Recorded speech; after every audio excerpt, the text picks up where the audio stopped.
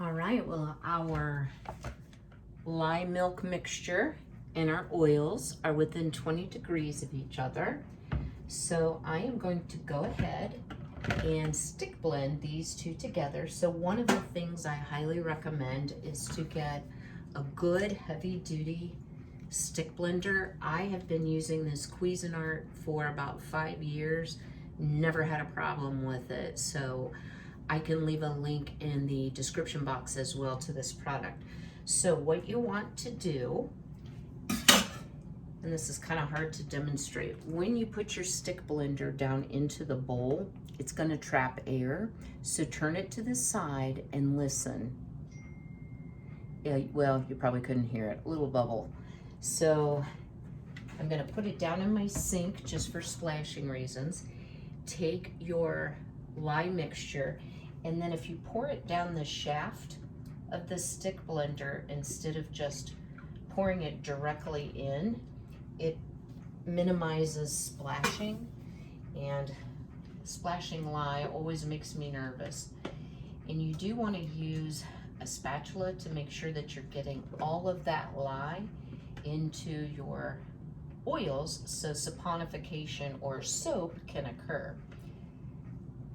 So I know this is the dull part, but I'm going to blend up real quick, so hang tight.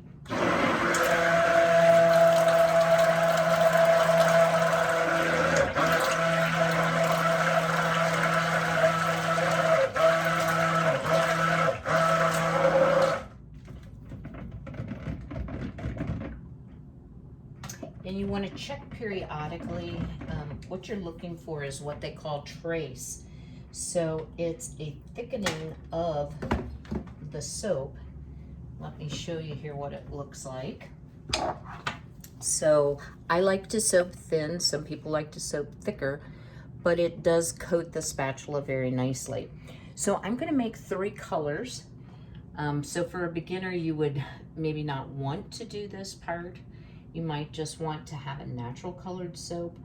But since this soap I know will turn brown because of the vanillin content in it, I'm going to make use of that. And I'm going to actually use 3 different shades of brown. One's actually copper.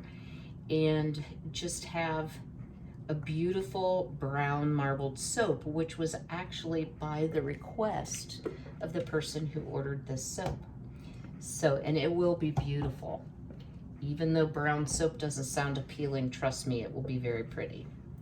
Okay, so now we're going to add our previously mixed mica. So I'm going to start with the copper penny.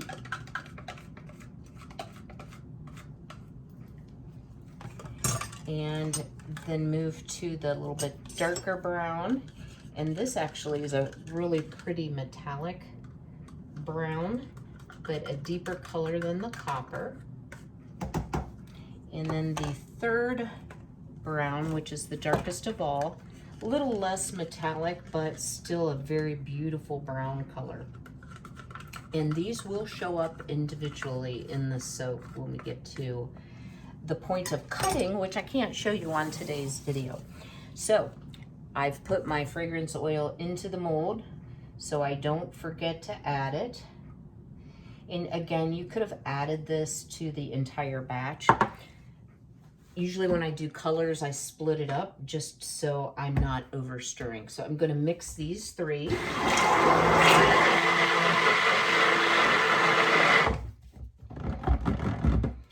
And again, you always want to move from the lightest color to the darkest. Does not hurt.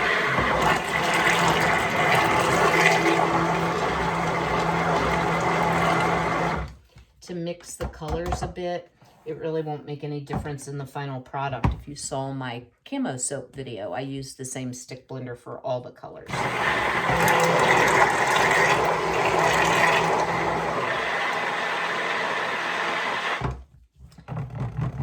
Okay.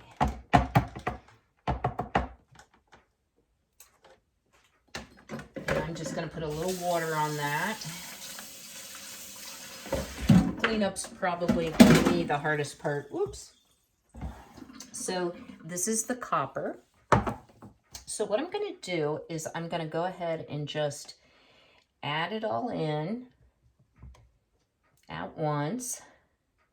Well, most of it. And then I am going to pour, let's use the milk chocolate color next. And I'm going to pour kind of from a height so that the soap kind of penetrates the layer below that. And then the dark chocolate color I will put on the top. And this is thickened up pretty quickly, so we need to hurry up. I have a wire that I've bent that I'm going to go right into the soap, and I'm going to swirl. And this is what produces all those beautiful, mysterious looking swirls inside the soap. And every soap that you cut will be a surprise. So just get that excess soap off. And then for the top, we will do our typical striping, and that will fill us up to the top of the mold. And I'm going to have a little bit of soap left from this batch that I'll actually put into a separate bar mold of some sort. So I'm going to do the two darker browns on either end and the copper in the middle. And yeah, this is something you have to deal with when you make goat's milk soap, I will tell you. It thickens pretty quickly. What did I do with my other spatula? Okay, well, we'll use this one. And this is definitely the consistency of pudding. So it's gotten pretty thick pretty quickly, but not to despair. We're gonna whack it on the counter, kind of distribute that evenly. And then I'm going to do swirls, and I'm going to do them on the diagonal, and then I'm going to come back and do them the other direction. And this soap is thick enough that it's actually leaving a little bit of texture. So let me kind of whack that, and we'll spray it with our 91% rubbing alcohol to prevent it from getting that ashy look on the top. Take a paper towel, clean your edges quickly. And honestly, the less you fuss with it, once it's to this thickness, the happier you're going to be. So I'm going to pause the video for just a moment, get a different mold to pour the remaining soap in for an extra bar. So hang tight just for a minute. Okay, so here we have our beautiful, lovely brown and copper swirled soap. And I will do as I did with the camo soap when it's out of the mold in a few days and I can cut it. I will share that with you. And then I actually had enough to make a couple additional bars that I just swirled in the oval mold. I was going to use this mold. However, the soap has to be very, very liquid to actually use that mold. So one of the things about using goat's milk is you're soaping at a much colder temperature because you're starting with iced goat's milk, so to speak. And anytime you soap at a colder temperature, your soap tends to set up really fast. That's why I only blend until it's really coating the head of the stick blender and well incorporated, and I don't try to get any sort of thickness to the soap. A couple questions that you might have, and I have gotten, is can you make red soap? So let me share this with you. This is Nurture Soap, really, really red. So red is a difficult color in soap. It's a pretty color, but it's really difficult. What I've found is that is the only red, true red, that I've ever been able to get to come out red. However, and I will share this with you, and this is a very old bar of soap that I saved because I was really proud of it. One year I made, for National Nursing Day, EKG soap. So if you can see, it has the black charcoal line, and this is supposed to represent EKG, has a little heart on the top of it. I actually sold these bars with a sponge to put the soap on because it did leave a red residue. Thankfully, I learned that before I actually sold it. So each and every batch of soap that I make, I try before I sell it and release it. So the little end piece that I cut off is generally what I will use. And once I'm satisfied that it's a quality product, then I'm comfortable with passing it on for sale. So I hope today has been helpful for you. I'm not going to just concentrate on soap. We've got a lot of fun videos coming up. I will share that today Walmart had a big sale on their ground chuck. So I purchased about 10 pounds of ground chuck because I want to pressure can some more Sloppy Joe because those Sloppy Joe biscuits were so good. And I've had a lot of questions about, can you do a canning video? Can you explain more about canning? And I did some early on in my YouTube journey, but I think I can improve on those. And I certainly did not do any Sloppy Joe videos, so I will be doing that. Also had a request for my homemade mustard video, and I'm also very low on my sweet onion jam. I've already done that video, so I won't be repeating that. So I've got some canning to do this week. I have huge amounts of soap and body product orders and some sewing orders to finish. So I am going to be a very busy gal this week. But as always, I am going to really try to stick to my Monday, Wednesday, and Friday videos, having a robust content.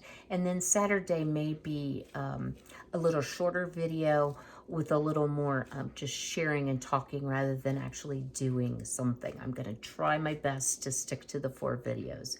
So again, welcome to all new subscribers. A special thank you to Homestead Tussie for giving me a channel shout out, which really boosted my numbers. Also a big shout out to the Needy Homesteader who on Facebook shared my Christmas camo soap video, and lots of new subscribers there.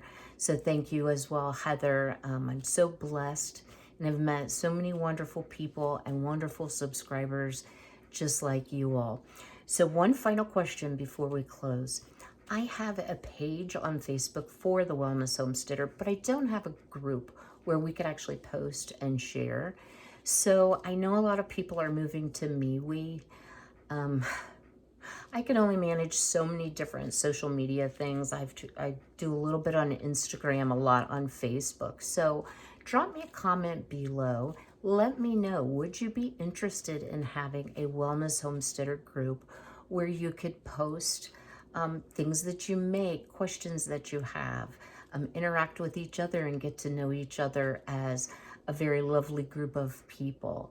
And if you haven't already, don't forget to smash that like button. And if you're not subscribed, I'd love to have you as part of our Wellness Homesteader family. So click that subscribe button and don't forget to ring the bell to be notified of all new videos. So as always, be healthy, be well, be blessed, and I'll see you all a little later this week. Take care.